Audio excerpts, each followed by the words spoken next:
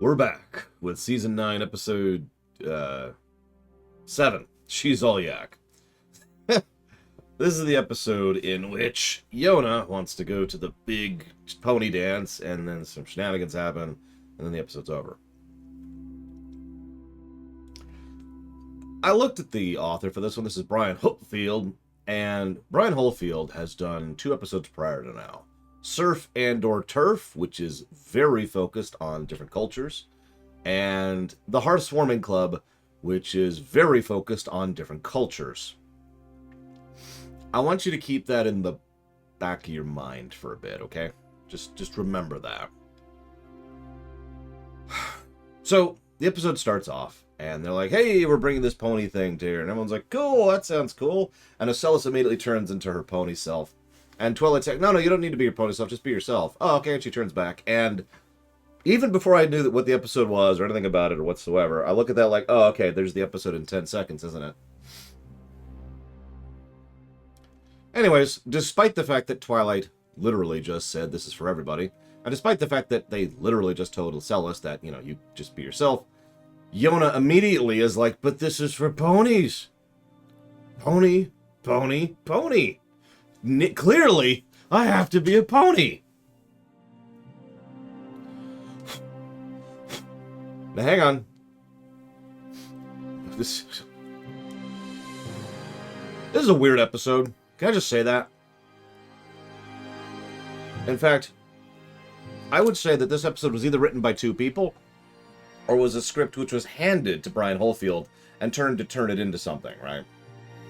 What I mean by that, and so we actually talked about this recently with the big anniversary episode, which who gets credit with what with regards to writing. Something that happens really often is someone is handed a script and said, here, write it. And who actually gets the credit for writing that episode kind of varies. But you can always tell, from an analysis perspective, you can always tell whose fingerprints are on it. You can always tell which parts fit and which parts don't. I can see Brian's fingerprints in this episode, I can. But most of the episode feels like something that he didn't write, if that makes sense. Now, I don't know if it was something he was handed, or if he handed the episode off to someone else, because that's a thing that can happen. Maybe this was an executive mandate. I have no idea. But for whatever reason, yeah, there was just some weirdness to the construction of this episode. It feels very bipolar, is the word I want to use here. And no, the only news I can talk about this week, Mr. Ed, is, of course, the Ubisoft thing. Which is hysterical, by the way. If anybody wants to laugh, I'll read that out loud on camera, because that is just really funny. But that's about it. Give me 1 second, I can't read my notes with my glasses off, go figure. There we go. You know what, hang on, I'll find it, give me a second. It is funny. So everyone watching for the MLP stuff, just give us like 3 minutes, because I'll just share this really quick, because this is just funny. So you know how usually article titles are misleading? So I saw an article title saying, Ubisoft executive defends NFTs, saying players just don't get it. Now I clicked that, because it's my job to, and I was curious if it was a misleading title. Nope. Instead, let me just go word for word. From the mouth of, who are you? Ubisoft Strategic Innovations Lab Vice President Nicholas Poward, or however you pronounce that. Okay, hang on. So here's the actual quote. I think gamers don't get what a digital secondary market can bring to them. For now, because of the current situation and context of NFTs, gamers really believe it's first destroying the second, and second a tool for speculation. But we here at Ubisoft are seeing first is the end game. The end game is about giving players the opportunity to resell their items once they've finished with them, or they finished playing the games themselves. So really, for them, it's really beneficial. But they don't get it for now.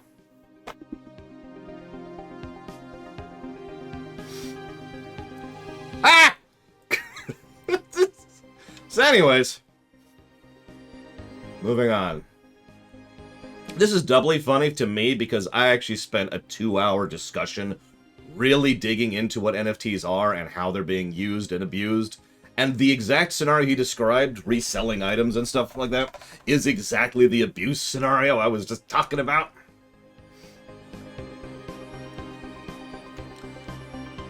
Moving on. So, the episode, right?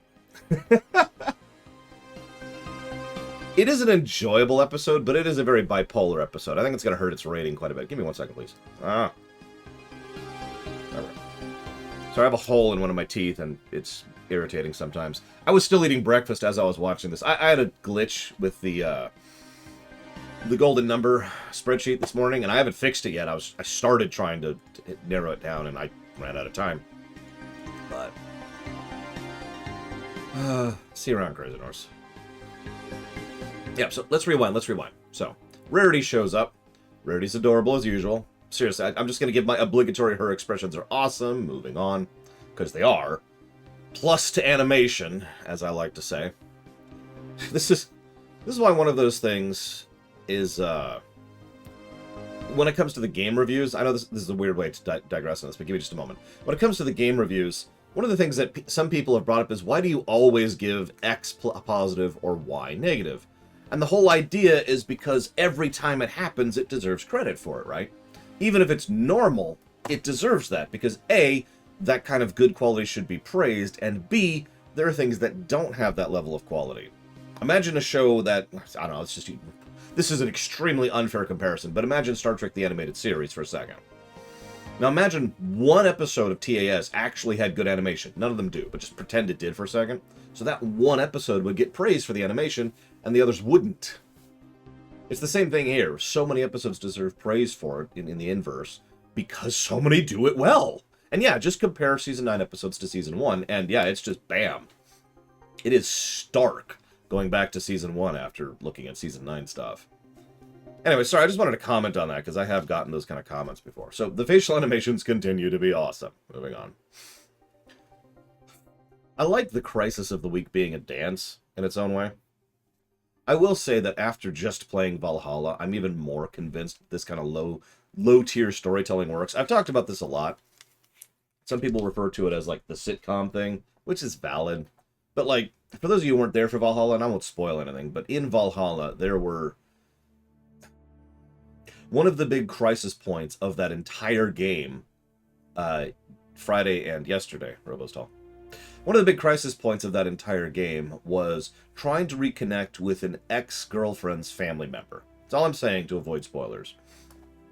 And just the fear of that, and the fear of interacting with that, and the fear of rejection and all that emotional turmoil, that was the big crisis point of the entire game. And that's awesome. It's also really relatable if you think about it.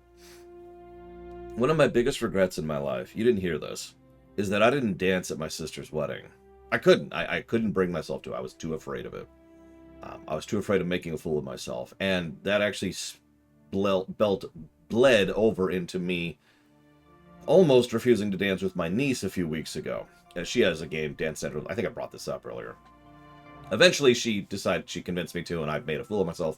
But it's okay, because it was with them, so that worked out. But the point is, I understand exactly that type of nope fear, right? I bet you do, too. Because that's exactly what it is. It's not that you're afraid of it in the strictest sense of the word. It's just a wall, right? It's not traditional fear. It's just a wall of nope. Oh, here, just come on in front of this stage in front of 50,000 people and sing. No. Right? I mean, I wouldn't have a problem with that personally because I'm actually used to public speaking, but you do understand that kind of concept, right? It's just, it doesn't even occur to you to do it because, of course not. If someone asks you, like, no. So I feel for Yona in this case as she's freaking out over this. Yeah, Fluttershy has literally had this fear. I feel for Yona as she's freaking out about this, and I have no idea how to deal with this. Yeah, exactly. Low stakes, but relatable. I guess we could call that a sitcom thing, but that almost feels insulting to call it that.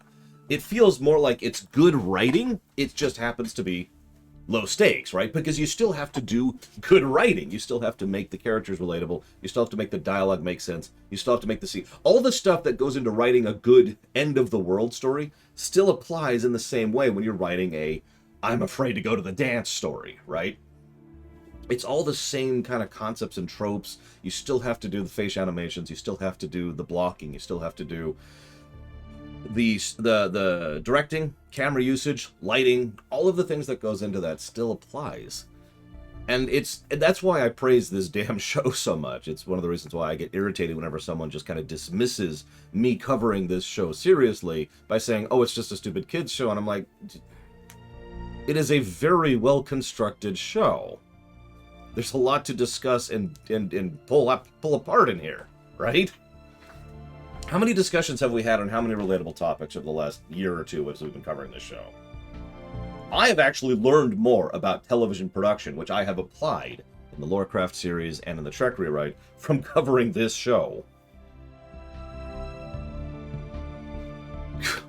Anyway, sorry, it's getting way off topic there. But my point is, forgive me for repeating myself, my point is I do like how they don't try to understate or overstate, if that makes any sense. They don't try to blow it up into some big thing, but they also don't try to understate it like it's some silly thing.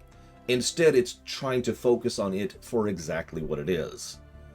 So to explain that a little bit more, if you were to look at this situation, she's scared about going to the dance. There's the core crisis. You could play that for laughs. Oh, yeah, she's just scared about going to the dance. It's just a dance. And I bet you've seen works of fiction that do exactly that underplay it, right? You've probably also seen ones that overplay it, usually for comedic value. Oh my god, no! No. Yeah, just completely overblow it. Instead, it just plays it straight. This is a dance. I want to fit in, specifically because I like Sandbar. How do I do this, right? It's just exactly what it is. No more. And no less. Not to say this episode's perfect, as I've already mentioned. Yes, Sandbar is clearly rather happy to have her accept his invite. But let's go ahead and move forward a little bit, because this is when Rarity... See, the biggest plot hole, and it is a plot hole in this episode, is that Rarity and Fluttershy and Pinkie Pie and Rainbow and Applejack all just are stupid for no explained reason. They even try to explain it at the end of the episode, and they fail because no explanation is actually given. You caught that, right? We're so sorry. We just thought you wanted to be like a pony. Why would you think that? Where did that thought come from? Why in God's name did you think that trying to turn her into someone she isn't was a good idea? Because all of them embrace that from the beginning. And yeah, I get it. It's a reference. The rain in Maine stays... Damn, I'm screwing it up. The rain in Spain stays mainly on the plain. I get it. I get the reference. That doesn't make it any better. It's probably the biggest flaw of the entire episode, is it just kind of has that for no perceivable reason. Which is, again, why I mentioned the two writers thing earlier. One moment. Someone awesome just showed up.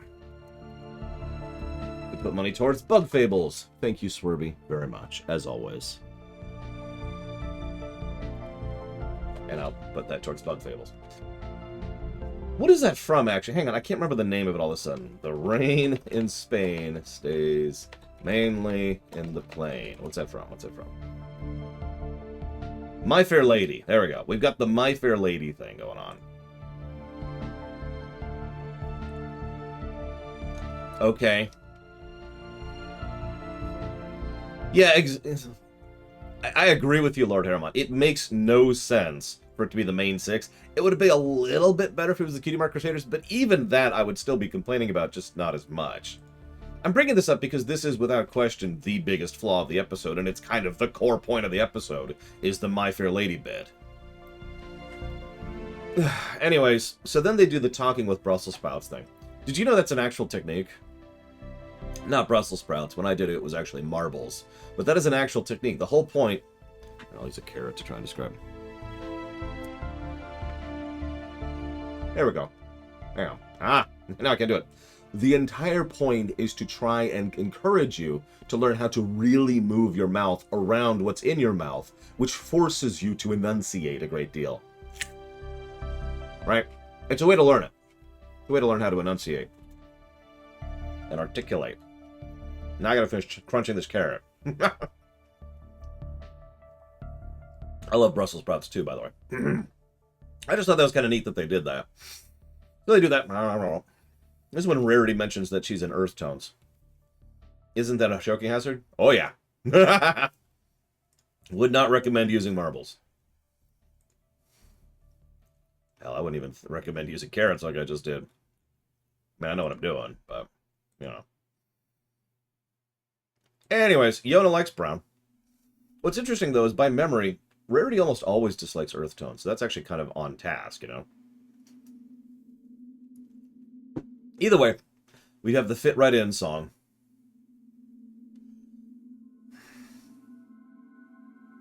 Yes, Imperial Star Destroyer. And it was conquered by the Hippogriffs.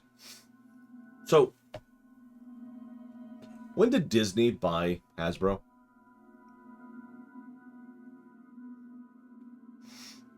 Yeah, I wasn't impressed with this song. I agree. It might actually be... yeah, I'm going to go with the worst song so far. Way down there. Hey, Ventures. Because the reason I bring this up is the Disney plotline for decades was, I'm a unusual person who just wants to fit in. We didn't have Lore Week this week, Ventures. Remember, there was no announcement. There'll be an announcement on all three vectors if there's a Lore Week, so there's no Lore Week this week. Unless you want to laugh at Ubisoft, in which case.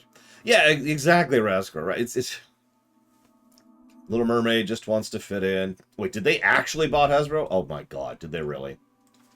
I was joking.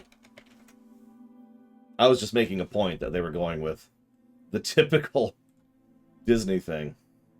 Let's see, who's your umbrella? BlackRock owns Hasbro. That's always cool.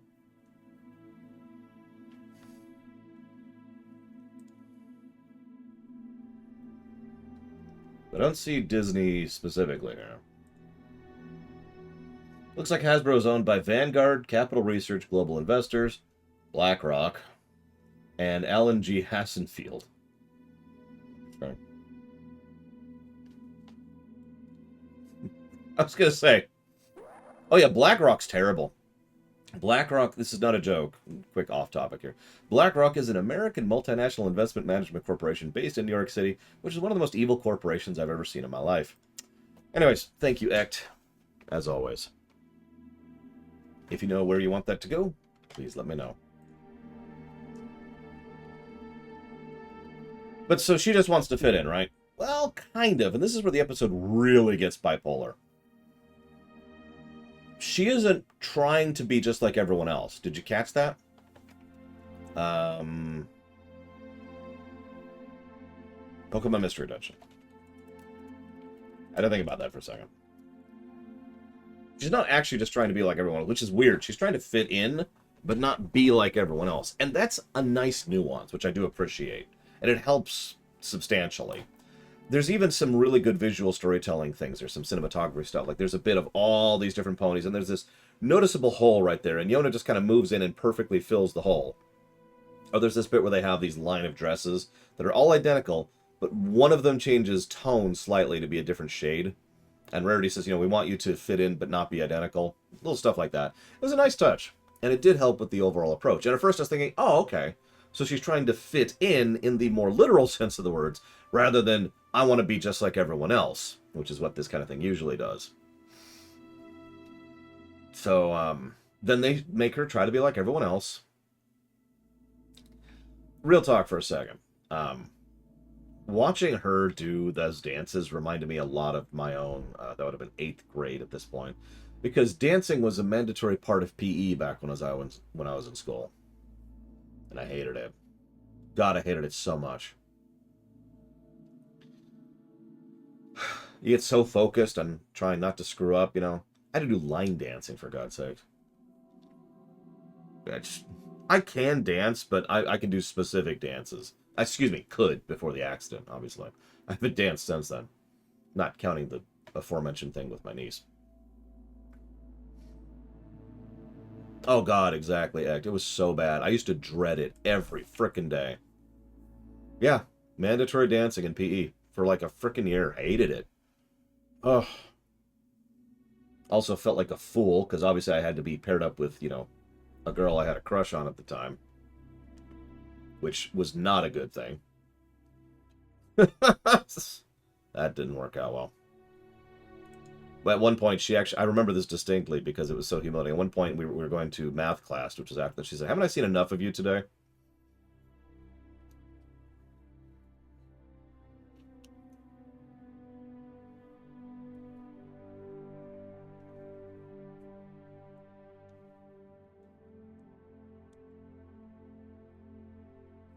Oh yeah, no, it was awful.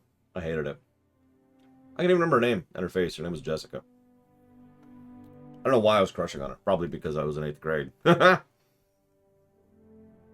So, Rainbow encourages Yona to just get with the flow, and naturally she just runs around and trashes everything. This is, of course, a bit of a wah-wah. In fact, it's our second one so far in the episode. But actually, this makes perfect sense. She's a yak.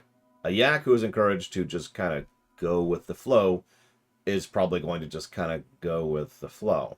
We actually see this later when Rainbow's got all the protective gear and she's kind of, come on. Come on. There we go. There we go. Just kind of keeping her cordoned in, you know. I do like parts of this episode, you know, trying to share pony culture with a yak. Do note that Yona is a willing participant in all this. That's important. This isn't being pushed on her like it was being pushed on me. Instead, this is just her wanting to learn more about pony culture. Except this is where things gets weirded out. And this is when the episode drifts from I want to fit in to I want to be exactly like everyone else. And it just kind of weirdly transitions during the montage into that. And I'm not even sure the exact point at which it shifted. Because this then leads to Spike, who is the announcer, like his outfit, by the way. And naturally, all of the young six are there, who are apparently the only non-ponies there. Question mark. And at this point, they're like, hey, yeah, sorry, scales and tails. And this is exactly when Yona shows up, and someone's like, hey, you should have told Yona that. And Yona shows up in the hideous, I'm just going to call it, outfit. Just, wow. Like, I like purple and green as a combo, but damn. Anyways, funny little factoid, by the way. If you were paying attention, did you notice that only one other person is wearing a dress in the entire dance? You could probably guess whom. Yeah, exactly, Lord Harriman. You see why this episode kind of pisses me off at the same time? Even though, you know, like, I get where they were going with it, I just hate it. And it does have good parts. It's just, huh? So then we have what I like to refer to as the shenanigans part of the episode. This is when she runs around, trips on her dress, can't see through her wig, smashes into thing, a calamitous accident happens. That got a laugh out of me. And Yona rushes off, very, very sad. Now, credit to the episode, Yona is obviously legitimately upset about this. Like, they make a point that when she has her initial thing, the actress nails that kind of emotional anguish moment, right? The utter humiliation and embarrassment of having completely humiliated yourself on stage, which I do actually know that feeling. I didn't just wake up and was suddenly amazing at being on camera. I had to learn this, and I had a lot of screw-ups on the way there, you know what I mean? I can name some whoppers for you, which I'm not going to because I'm still embarrassed by them 25 years later. So yeah, I felt for her in that moment. And again, the actress absolutely nails that just... I don't have a better word. It's that anguish, right? It's just that, oh, God! And she rushes off. And she goes to the playhouse, of course. And she will never come down. Never! Could you bring me food and water? That was adorable. So this is when we get to the message of the episode, which is weird and poorly constructed. As I already mentioned, it's about you being who you are. And that's cool. But the only time she tried to be different is because the main six who pushed for that only about halfway through the montage, which they weren't otherwise doing, and their excuses for doing so are just weird. This is when they do that. And this is when I go ahead and start ranting about how this episode is the worst episode ever and deserves lamentation status. That's a joke. But what is going on with this episode? This is when it really becomes bipolar, because at this point I'm staring at two completely separate episodes. One is about culture sharing. We want to have this, we want to bring this tradition into the school, but we're calling it something different because the whole point is it's something new. It's our existing tradition, but with the new added into it, the Amity ball instead of the pony fate, right? So that's cool, okay. And then, you know, Sandbar asking Yona out because he happens to like her. Cool. That's, yeah, no, I'm with that. But there's still only ponies on the posters everywhere, and it's still a pony thing, and it's still mostly ponies at the ball. The episode goes out of its way to emphasize how the non-ponies are over in the corner by themselves multiple times. But then the episode's about, no, I like you because you're you, which is fine because we've learned that lesson like a season ago at this point. 2 seasons ago, sorry. Yeah, I like to think that Twilight's just like, what the crap? It drifts weirdly. I also do like the drum beat song for the Yakistan stomp. So it's a decent character bit for Yona. But it's not actually about culture sharing, even though it feels like it should be. And remember, so this is why I mentioned that right at the beginning. The whole reason I started this episode with this was Brian Holfield has been really big on culture every time he's been on camera. Every episode he's written has been really focused on trying to flesh out different species' cultures and trying to flesh out the world, right? Make it a more in-depth, more complex, more interesting world that these episodes are happening in. And it feels like he tried to do that here and just ran into a wall for whatever reason. And again, I don't know why.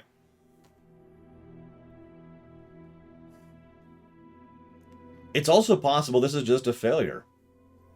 Maybe there was a mandate that it needed to be a humor episode. I mean, that happens. You know, sometimes there's a mandate that this has to be a comedy bit. This has to be a serious bit. We can't have too many of this type of episodes in a row, so that is a thing that happens. Sometimes the executives, I swear I'll be a better executive producer than that when I come to TV production. But sometimes the executives basically say, this has to be this in this order, and so sometimes there's just a mandate. It's like, here, do this. It's like, okay. Oh, I do too, Act. Hell, I like the Hearthwarming Club. So yeah, I'm with Ross. This is not a bad episode, but I would say average is probably the ceiling on this one. What are we all thinking?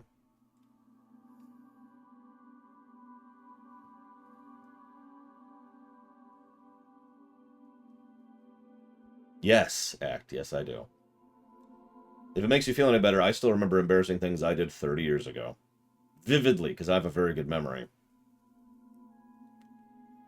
Oh, God, like the pencil. I still feel embarrassed about that. How old was I? Like 7? Honestly, I'm feeling below average for this one. It's got some good animation, and it's got some neat moments, but... yeah. I don't think this deserves to be called an average episode. I think this is below average for this show. I think it drops the ball too often and too hard. I think its message is terrible.